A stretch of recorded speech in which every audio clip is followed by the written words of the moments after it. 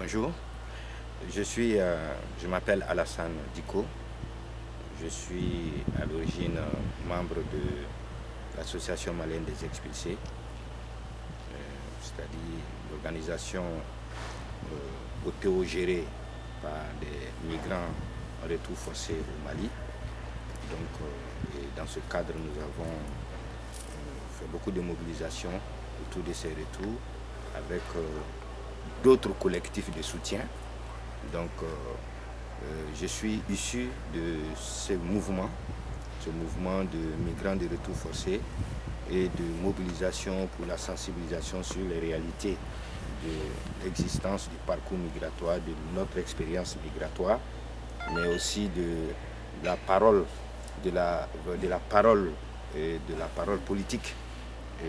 Parce que dans l'expérience du parcours migratoire, nous avons acquis des capacités de compréhension pour savoir que le circuler, le bouger, la mobilité est conditionnée, entravée, sinon devenue dangereuse par des lois, par des dispositions et par des relations entre des États. Donc ce retour qui est comme une fin de vie ou une fin de parcours, nous l'avons renouvelé, nous l'avons reconstruit en présence politique, en mobilisation, sensibilisation, plaidoyer surtout pour la liberté de circuler, parce que nous sommes des êtres humains, nous ne pouvons pas être à part du monde, nous devons composer, être dans le monde, parce que pour nous la mobilité c'est une présence humaine chez soi, mais au-delà de chez soi, mais de se transporter par l'échange, le partage,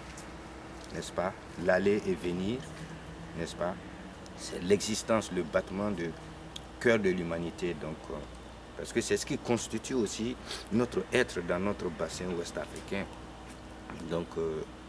Tout cela, et avec les facteurs migratoires, et maintenant ces dispositions qui ramènent les personnes et qui constituent aussi une certaine psychose, tant pour le migrant qui est dans un autre pays, et principalement au Maghreb ou en Europe, et aussi bien pour le retour. Donc je suis de cet idéal-là, du respect de l'autre, de la différence, mais plutôt de la liberté de circuler, du droit d'aller et de rester chez soi ou ailleurs. Et donc aussi membre de ce fait activiste du réseau Afrique-Europe Interact, pour connecter aussi l'Afrique et l'Europe à travers non seulement ce soutien, mais au-delà la solidarité, pas internationale, mais transnationale, dans une forme de porter ensemble, n'est-ce pas, les voix des sans-voix, c'est-à-dire des populations, les voix de ceux qui souffrent, les voix de nous-mêmes qui ont des besoins à exprimer, de ceux qu'on n'écoute pas, parce que les migrants, tant en Europe, sont cachés, mis à part, tant aussi dans le retour du migrant forcé, il est aussi caché, mis à part. Donc toute cette visibilité pour nous unir, partager nos expériences, c'est ce qui nous a amené de l'association de soutien aux expulsés à la constitution de ce réseau Afrique-Europe Interact, parce que dans la découverte des uns et des autres, nous voyons que nous respirons le même air, l'air qui n'a pas de frontières, mais aussi au-delà des États, des gouvernements, des institutions, au niveau des populations, nous avons les mêmes besoins de liberté, de collectivisme, de partage, de concertation, toute chose qui est niée aujourd'hui par, n'est-ce pas, les mécanismes de libéralisation, de libéralisme. Au lieu de liberté, on parle de libéralisme, de libéral, de capitalisme. Le capital, il est plutôt humain pour nous. Et ce n'est pas une philosophie, parce que c'est le battement de notre existence et de notre vie dans notre bassin ouest africain. C'est ce qui nous a déterminés, qui a constitué non seulement les royaumes, les empires, qui a constitué ce partage dans ce grand bassin qui est assez large, n'est-ce pas, qui va du Sénégal jusqu'au Tchad, jusqu'au Soudan, toute cette bande sahélo-saharienne qui est ouverte et qui fait partager, n'est-ce pas, les ressources naturelles, les capacités, les expériences des peuples, des communautés qui s'échangent. Vous avez les mêmes noms de famille un peu partout qui se recoupent, au Sénégal, en Guinée, au Mali, au Niger, au Burkina, en Côte d'Ivoire. Vous avez les mêmes noms de famille, jusqu'en Mauritanie. Toute cette vie qui est autant riche, n'est-ce pas, en adaptation, en transformation, mais des adaptations, des transformations qui sont, on peut dire, mises à mal aujourd'hui. Et ces dernières années, on peut dire, mises à mal, non seulement par des facteurs, n'est-ce pas, environnementaux, climatiques, parce qu'il y a eu de grandes sécheresses. Je pense que les institutions internationales doivent pouvoir ne pas oublier que ces régions-là, principalement le Mali, le Sénégal, ont eu des chocs. On peut dire que nous avons reçu les premiers chocs du changement climatique. Pourquoi on n'en parle pas? Pourquoi on ne prend pas ça en compte? Jusqu'à encore aujourd'hui, nous avons les effets de ces grandes sécheresses des années 70 et des années 80. Toute la décennie 70 jusqu'à 80, et ces pays ont été en pleine sécheresse. Donc ça a donné d'autres expansions, d'autres modes d'adaptation, de réadaptation, de survie. Les ressources naturelles ont été beaucoup appauvries par ces sécheresses, par ces conditions climatiques.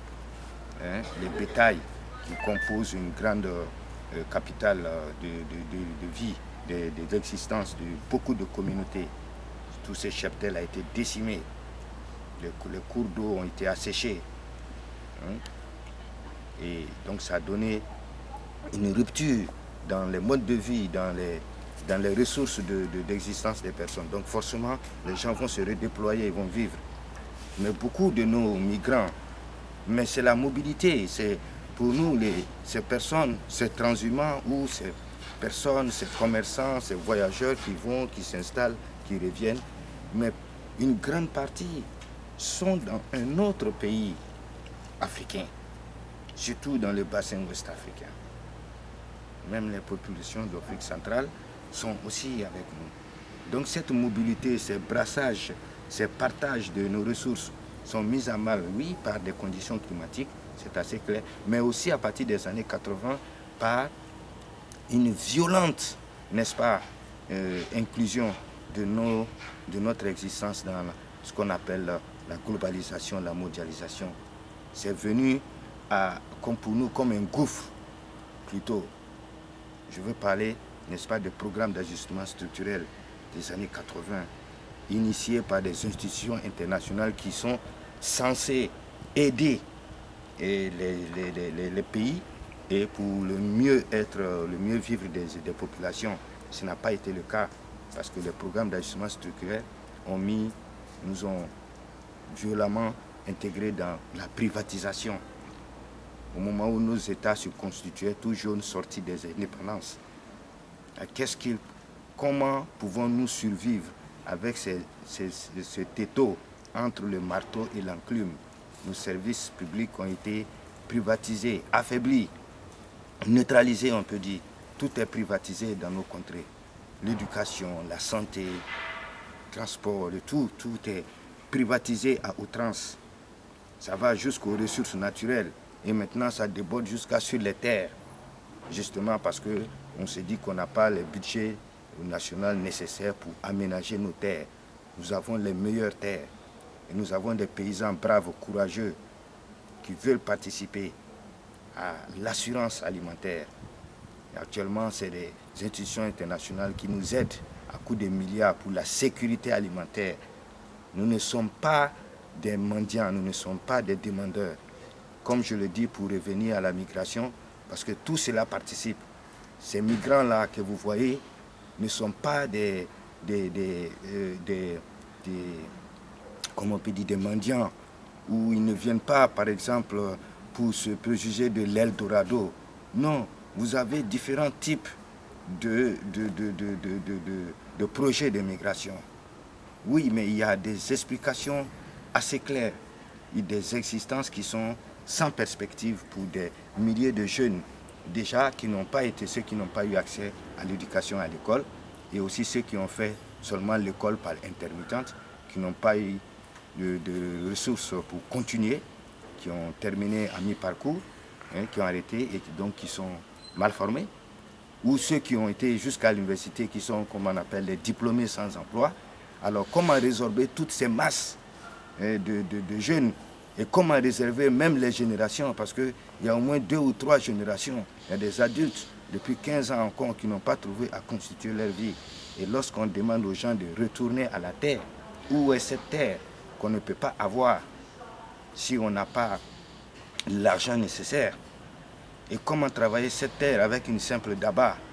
Et c'est toutes ces dispositions. Je pense qu'il faut être courageux pour dire que oui, nos relations vont mal avec l'Occident, parce que sans culpabiliser, n'est-ce pas, mais parlant de cette mobilité, effectivement, les politiques européennes, l'externalisation de la surveillance aux frontières et la coopération avec nos États au sud ont vraiment déstabilisé notre mobilité dans nos espaces même d'abord régionaux. N'oubliez pas que nous avons la communauté économique de développement des États de l'Afrique de l'Ouest, la CEDEAO, qui est constituée et qui a institué la liberté de circuler depuis 1975. C'est bien avant Schengen. Nous devons apprendre les uns des autres, pas plutôt nous enfoncer avec des décisions unilatérales, des programmes conçus à New York dans les cabinets ou à Bruxelles dans les commissions auxquelles on ne participe pas et qui ne demandent pas même aux cibles, aux bénéficiaires finaux. Parce que qui seront les bénéficiaires? C'est la question que nous posons. Est-ce que c'est les États qui sont bénéficiaires des programmes ou alors c'est les populations qui doivent bénéficier des programmes? Le Mali et le Niger, le Burkina aussi sont les pays les plus soutenus par les institutions internationales.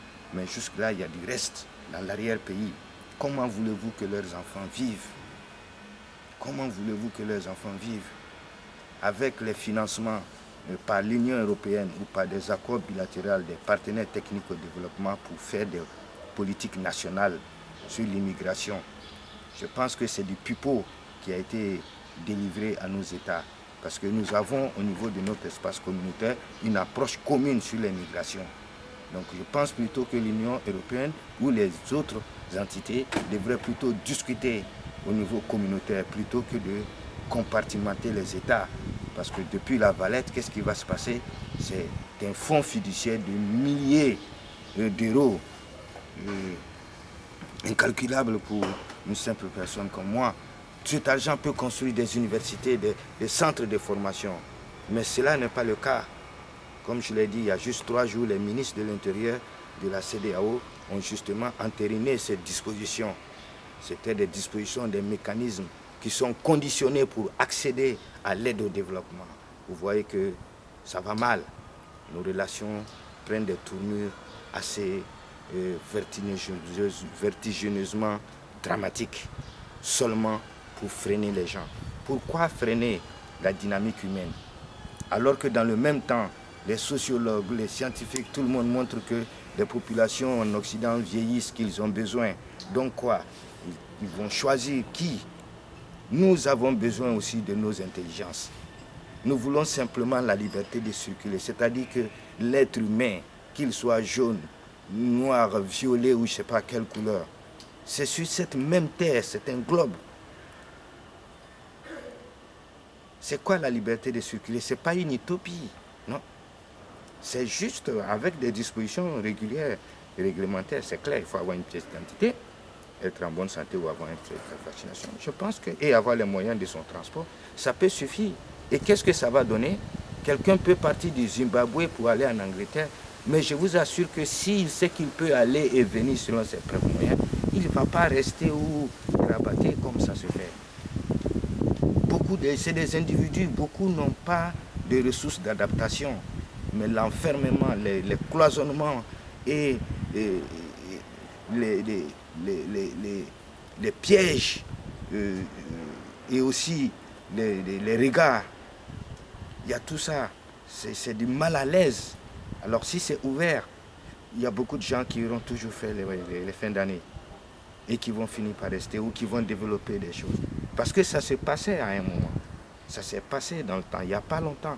Il n'y a pas encore 50 ans, il n'y a pas encore 30 ans. On ne va pas rejeter ce qui est bon ou mal dans l'histoire pour dire qu'on prend. Oui, si nous prenons aujourd'hui, alors on a assez d'intelligence pour recomposer nos relations. Nous voudrions que cette Union européenne ou ces institutions internationales regardent de très près les erreurs qu'elles ont commises elles-mêmes. Pour encore finir avec cette migration, il n'y a pas de vague de subsahariens qui montent. Et ces jeunes qui veulent aller à l'aventure, mais c'est des jeunes, c'est une jeunesse comme à Tokyo, comme à Paris, comme à Pretoria. C'est des jeunes qui ils ne réfléchissent pas. S'ils sont noirs, donc ils doivent rester là.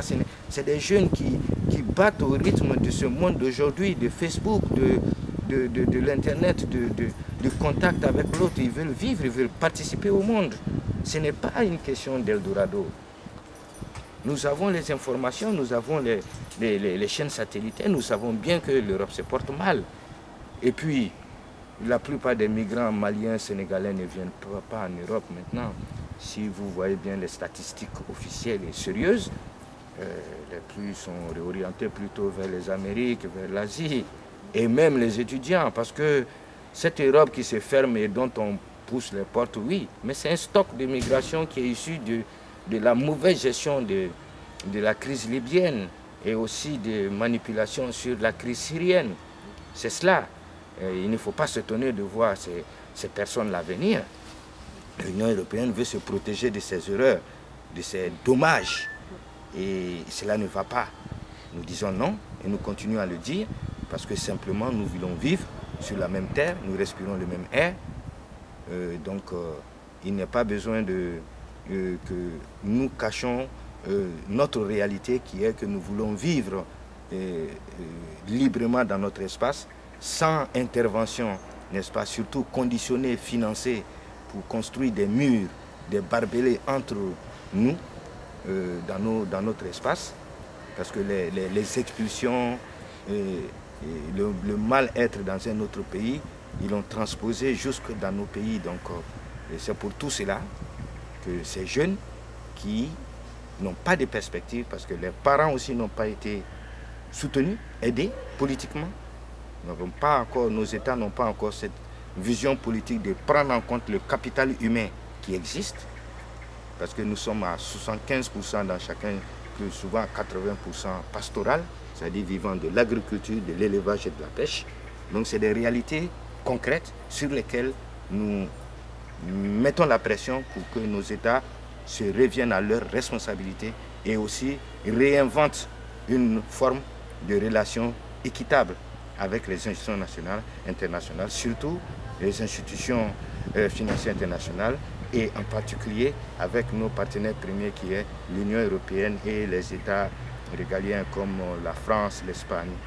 Nous voulons une justice sociale et un développement équitable, c'est-à-dire que ce que nous avons puisse nous servir et ce dont ils ont besoin, qu'il y ait cet échange équitable. Ça peut aller. Nous n'oublions pas les réalités du monde d'aujourd'hui. Oui, mais on peut toujours revenir aux valeurs que l'Union européenne, que l'Occident même a prônées, des valeurs qu'ils transposent ailleurs, mais qu'ils piétinent à leurs frontières et à l'intérieur de leur pays. Il est honteux de voir des centres de contention, d'autres comme des bêtes dans les pays occidentaux. Comment, quelle relation avec les déclarations universelles des droits de l'homme? Je terminerai pour lancer un appel aux Européens que soit nous allons dissoudre l'ONU ou alors nous allons respecter la Déclaration universelle des droits de l'homme, tous les articles. Parce que cette Europe-là se cache derrière la Convention européenne des droits de l'homme. Donc il y a quelque chose encore qui ne va pas.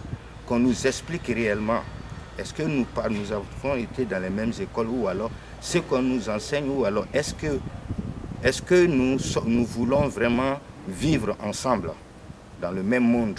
Ou alors l'Occident veut le chaos ailleurs, mais en même temps un paradis pour eux. Cela ne va pas être possible, comme la réalité le prouve. En tout cas, je vous remercie pour votre question. Cette seule question, je pense qu'elle a fait le tour de tout. Vous aurez le temps de voir comment séquencer ça avec ce qui va avec le thème de cette interview. Ouais. Merci. Merci beaucoup. Est-ce que tu veux ajouter quelque chose que tu veux dire à la société civile allemande spécialement ou... Oui, oui, tout à fait. Merci pour cette opportunité. Parce que de l'association malienne des expulsés, comme j'ai dit, nous sommes transnationales déjà dans l'esprit.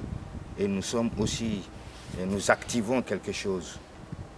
Et de là à Afrique-Europe Interact, et en passant par Afrique à venir, ce n'est pas de la publicité ou de la fausse modestie. C'est une réalité pourvu que non seulement nous avons encore et nous gardons cette chaîne de lutte que nous portons à nous-mêmes en tant que panafricains, issus des luttes de Patrice Lumumba, de Thomas Sankara et de Modibo Keïta, le premier président du Mali, dont les idéaux n'ont pas encore fini d'être travaillés. Donc nous porterons tout cela en nous, même dans nos parcours migratoires. Donc cet échange que nous faisons, au-delà de la solidarité, au-delà de l'humanisme ou de l'humanitaire transporté, nous voulons ce soutien clair des énergies, renforcer les alternatives. Parce que comme on le dit, depuis plus de 20 ans, nous disons un autre monde est possible. Concrétisons ce monde-là ensemble. Qu'on ait le courage de nous autonomiser. Qu'on ait le courage d'avancer concrètement dans nos idéaux. De mettre en pratique ce qui est sur nos banderoles, ce qui est écrit sous nos portes. De mettre en concrète, en jonction, nos slogans. De rendre pratique cet autre monde. C'est le moment maintenant. J'invite les forces sociales, le mouvement social européen, à un autre mai 68. C'est de cela que le monde aujourd'hui a besoin. Nous avons besoin d'un autre mai 68. C'est ça mon message.